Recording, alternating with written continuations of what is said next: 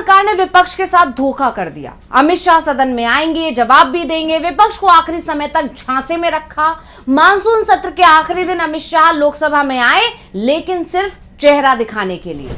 कहा था आएंगे इसलिए आए, लेकिन सदन में आने के बाद भी उनकी जुबान नहीं खुली। ये नहीं बताया कि दिल्ली में छात्रों पर पैलेट गन के इस्तेमाल का आदेश किसने दिया था।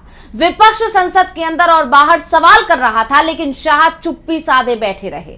शाह दावा कर रहे थे कि आज वो जवाब देंगे, लेकिन लोकसभा आज सिर्फ 1 मिनट चली। यानी शाह सिर्फ ये दिखाने के लिए आए थे कि उन्होंने कहा था कि सदन में आएंगे तो वो आ गए हैं, लेकिन ये भी कहा था कि वो बताएंगे कि पैलेट गन चलाने का आदेश किसने दिया था, वो तो उन्होंने नहीं बताया। बताना तो दूर, एक शब्द भी नहीं बोला, उल्टा सिर्फ मुस्कुराते हुए दिखाई दिए। और लोकसभा स्पीकर ने सदन को अनिश्चित काल के लिए स्थगित कर दिया। बाद में राज्यसभा की कार्यवाही भी अनिश्चित काल के लिए स्थगित हो गई और इसके साथ ही संसद का मानसून सत्र खत्म हो चुका है। और यह भी साफ हो गया है कि सरकार विपक्ष से किस कदर डरी हुई है। अमित शाह डरे हुए हैं और अब जिस तरह से सरकार ने खेल खेला, उसके बाद विपक्ष अड़ गया है कि अब हमें शाह के इस्तीफे से कम कुछ भी मंजूर नहीं है। 18 दिन तक संसद से दूर रहने के बाद शाह सदन आते तो हैं, लेकिन दिल्ली प्रदर्शन पर चर्चा नहीं कराते।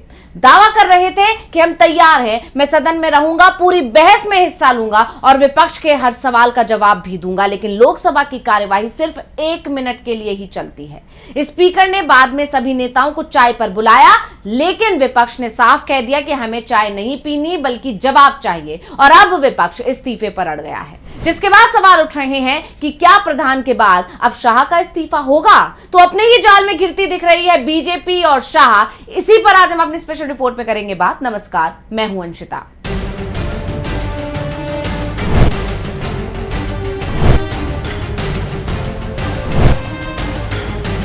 विपक्ष के लगातार विरोध के बाद विपक्ष के दबाव में आकर संसदीय कार्य मंत्री किरण रिजिजू ने यह तो कहा था कि गृह मंत्री अमित शाह सदन में आएंगे और छात्रों के प्रदर्शन पर चर्चा भी होगी, शाह जवाब भी देंगे। यहां तक कि जेपी नड्डा भी बोले थे कि हम चर्चा को तैयार हैं, लेकिन शाह सदन में नहीं आए।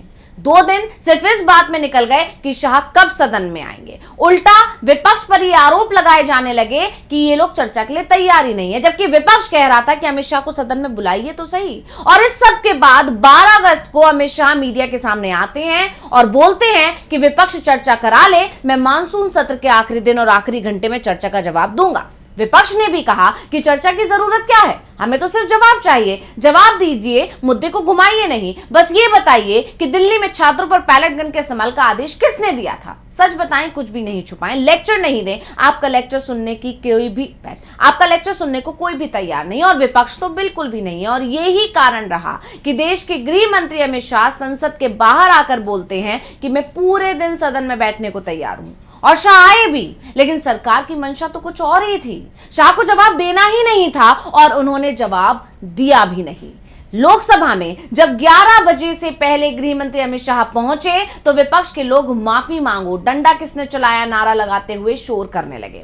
इसके बाद सत्ता पक्ष की तरफ से भी सांसदों ने हल्ला बोल शुरू कर दिया, तो गृह मंत्री अमित शाह ने सबको इशारा करके बैठने को कहा भी और अमित शाह मुस्कुरा रहे थे, जैसे उनको पता था कि अगले 1 मिनट में क्या होने जा रहा है। और अमित शाह मुस्कुरा रहे थे, सामने कांग्रेस समेत विपक्ष के लोग नारा लगा रहे थे और अमित शाह की जो मुस्कुराहट थी वो ये बता रही थी कि जैसे वो जानते हैं कि अगले 1 मिनट में क्या होने जा रहा है। और विपक्ष नारे लगाता रहा, माफी मांगो। और इसके बाद जो हुआ, उसके बाद अब चर्चा का बाजार गर्मा गया है, क्योंकि इसके बाद प्रधानमंत्री नरेंद्र मोदी आए। प्रधानमंत्री के आते ही वंदे मातरम के बाद लोकसभा को अनिश्चित काल के लिए स्थगित कर दिया गया।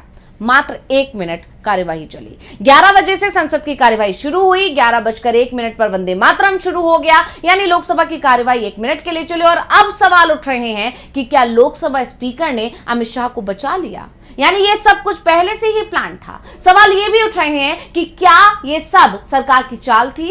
क्या बीजेपी संसद का सत्र समाप्त करने का इंतजार कर रही थी? क्या बीजेपी सरकार का यही प्लान था? क्योंकि शाह से सीधा सवाल किया गया था और जवाब चंद शब्दों में दिया जा सकता था। शाह बता सकते थे कि उन्होंने छात्रों पर पैलेट गन के इस्तेमाल का आदेश नहीं दिया था, और अगर ये सच है कि उन्होंने आदेश नहीं दिया था तो उनको ये कहना चाहिए था, नहीं तो उन्हें ये कहना चाहिए था कि मेरे आदेश पर ही पैलेट गन का इस्तेमाल हुआ था। 1 मिनट का ही बयान देना था और विपक्ष भी शाह से यही मांग कर रहा था, जबकि अमित शाह चाहते थे कि पूरे दिन चर्चा हो और फिर वो घंटों जवाब के नाम पर भाषण दे। वैसे अमित शाह ने इसे लेकर लोकसभा स्पीकर को एक पत्र भी लिखा था, लेकिन इस पत्र को लेकर भी वो बुरी तरह घिर गए थे। पहले हम आपको शाह के पत्र के बारे में बता देते हैं कि अमित शाह ने लोकसभा स्पीकर को क्या लिखा था, क्या कुछ कहा था, बताते हैं। पत्र में लिखा था, संसदीय कार्य मंत्री किरेन रिजिजू ने बिजनेस एडवाइजरी कमेटी की मीटिंग में सरकार की ओर से संसद में नीट परीक्षा और छात्र आंदोलन पर चर्चा हेतु सहमति दी है।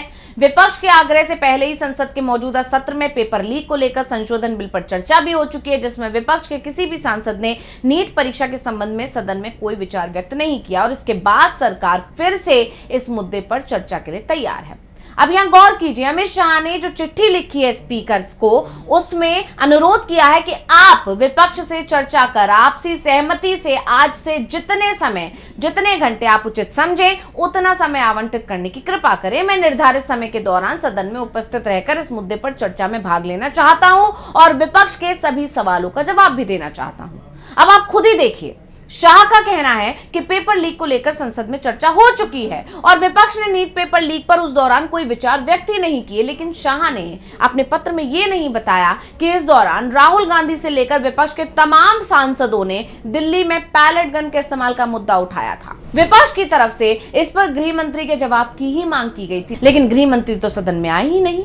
जवाबदेही से सीधे बचने की कोशिश की, इसलिए बात अब शाह के इस्तीफे को लेकर हो चुकी है। विपक्ष अड़ चुका है कि वो अब शाह का इस्तीफा लेकर ही रहेगा और इस बीच कॉकरोच जनता पार्टी ने भी सरकार पर दबाव बनाना शुरू कर दिया और एक आंदोलन की तैयारी शुरू हो गई। सीजेपी के फाउंडर है अभिजीत दीप के, उन्होंने क्या कुछ कहा है, सुनिए। बहुत सारे लोग इंस्टाग्राम पर कमेंट कर रहे थे कि सीजन 2 कब आने वाला है जंतर मंतर। लोगों को मैं कहना चाहता हूँ, जंतर मंतर का सीजन 2 बहुत ही जल्द शुरू होने जा रहा है। तो जंतर मंतर पार्ट 2 के ऐलान के साथ ही मोदी सरकार की धड़कनें बढ़ने लगी हैं। दूसरी तरफ विपक्ष भी अब अमित शाह के इस्तीफे को लेकर अड़ गया है। वहीं अमित शाह सदन में आने की बात तो कह रहे हैं, लेकिन सदन में आते नहीं दिख रहे हैं, जिसने विपक्ष को और भड़का दिया है। सवाल ये भी उठ रहे हैं कि संसद के मॉनसून सत्र में परीक्षा विधेयक के अलावा किसी भी बिल पर चर्चा नहीं हुई, किसी भी मुद्दे पर चर्चा नहीं हुई। प्रधानमंत्री नरेंद्र मोदी ने संसद की किसी भी बैठक में हिस्सा नहीं लिया, ना वो लोकसभा में दिखे ना ही राज्यसभा में दिखाई दिए। केंद्रीय गृह मंत्री अमित शाह भी गायब रहे, वो भी संसद के दोनों सदनों में नहीं दिखाई दिए और आखिरी दिन भी जब पहुंचे तो मात्र 1 मिनट के लिए, जैसे ये गए ही थे संसद को अनिश्चित काल के लिए स्थगित करवाने के लिए। और इस पूरे घटनाक्रम ने ये तो बता ही दिया कि अब ये सरकार बुरी तरह से डरी हुई है, विपक्ष से भाग रही है, क्योंकि उसके सवाल के जवाब सरकार के पास नहीं है। तो स्पेशल रिपोर्ट आपको कैसी लगी हमें कमेंट करके अपनी राय जरूर दीजिएगा। इसी के साथ मुझे दीजिए इजाजत। देखते रहिए डीवी लाइव। नमस्कार।